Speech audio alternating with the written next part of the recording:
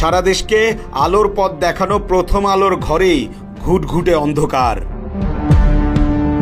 পত্রিকার ক্ষমতাকে কাজে লাগিয়ে মতি আর তার পুত্র গড়ে তুলেছেন এক অন্ধকার সাম্রাজ্য, যে সাম্রাজ্যে মাদক নারীর সাথে সব অপরাধ চলে নির্বিঘ্নে। টাকা কামানোর প্রথম আলো নামক মেশিনের ইনকামের একটি বড় অংশ মতিপুত্র শাসার ভোগবিলাস আর বিদেশের অ্যাকাউন্টে জমা হয়। আয়ের পথটাও খুব সহজ। বিভিন্ন শিল্প মালিকদের জিম্মি করে বিজ্ঞাপনের নামে চাঁদাবাজি চালায় মতি আর তার বখাটে পুত্র শাসা। 2003 সালে অ্যানেক্স কমিউনিকেশন নামে বিজ্ঞাপন প্রতিষ্ঠান খুলে শাসাকে চাঁদাবাজির বৈধ লাইসেন্স তুলে দিয়েছে মতিউর রহমান নিজেই। এই প্রতিষ্ঠানের আয় ব্যয় কত কিংবা আয়ের উৎস কি কখনো কিছুরই জবাব দিতে হয় না, কারণ জবাব যে চাইবে তার দরজায় পরদিনই পৌঁছে যাবে প্রথম আলোর সাংবাদিক। প্রথম আলোর সকল বিজ্ঞাপন শাসার বিজ্ঞাপন প্রতিষ্ঠানের নামে যুক্ত হয় বলে জানা গেছে। এছাড়া প্রথম আলো কর্তৃক আয়োজিত সকল অনুষ্ঠান পরিচালনার দায়িত্ব পেয়েছে শাসা পরিচালিত অ্যানেক্স কমিউনিকেশন লিমিটেড। অভিযোগ আছে শাসার প্রতিষ্ঠানের আয় ব্যয় কত কিংবা আয়ের উৎস কি এসবের কিছুর জবাব দিতে হয় না দেশের কোনো গোয়েন্দা সংস্থাকে। প্রথম আলোর চাপ উপেক্ষা করে কেউ শাসার বিরুদ্ধে আঙুল তুললে প্রথম আলোর সাংবাদিক দিয়েই হয়রানি করা হয় তাকে।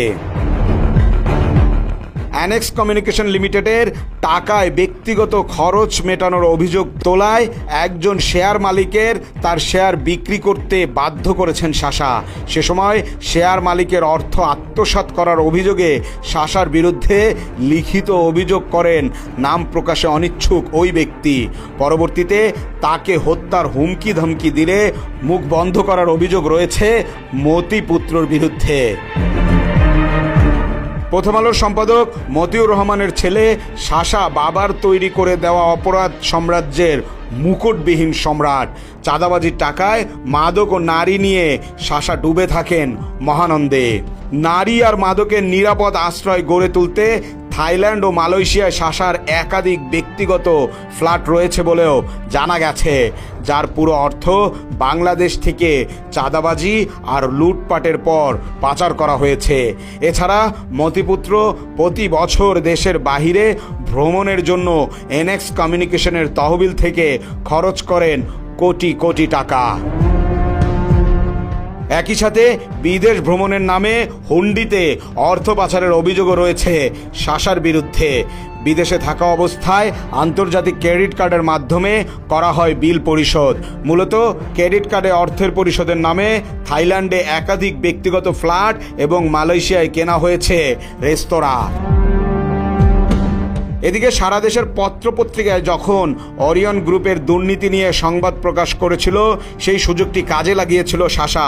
অরিয়ন গ্রুপের বিরুদ্ধে প্রথম আলো পত্রিকায় সংবাদ প্রকাশ না করার শর্তে গ্রুপটির কাছ থেকে মোটা অঙ্কের টাকার বিজ্ঞাপন হাতিয়ে নিয়েছেন শাসা। সে সময় অন্যান্য পত্রপত্রিকার সংবাদ প্রচার বন্ধ করতেও অনৈতিক সুবিধা নেওয়ার অভিযোগ রয়েছে শাসার বিরুদ্ধে। বাংলাদেশের দৈনিক জাতীয় পত্রিকার মালিকদের মধ্যে শীর্ষ মতিউর রহমান। গত কয়েক বছরে মতিউর রহমানের সম্পদের পরিমাণ বেড়েছে কয়েক গুণ। এভাবে তিনি বনে গেছেন দেশের শীর্ষস্থানীয় ধনী সম্পাদক। এছাড়া আয় বহির্ভূত কোটি কোটি অবৈধ টাকার সম্পদ রয়েছে মতিউরের ছেলে শাসার নামে। সব মিলিয়ে প্রায় ৩,০০০ কোটি টাকার বেশি অবৈধ সম্পদ রয়েছে শাসার।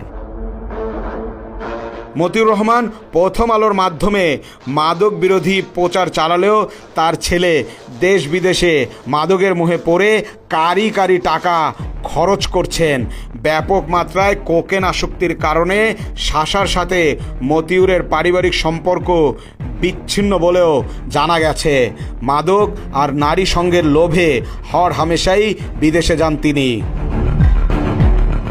প্রথম স্ত্রীকে রেখে 2019 সালে উজবেকিস্তানের এক বার ড্যান্সারকে বিয়ে করেছেন শাসা।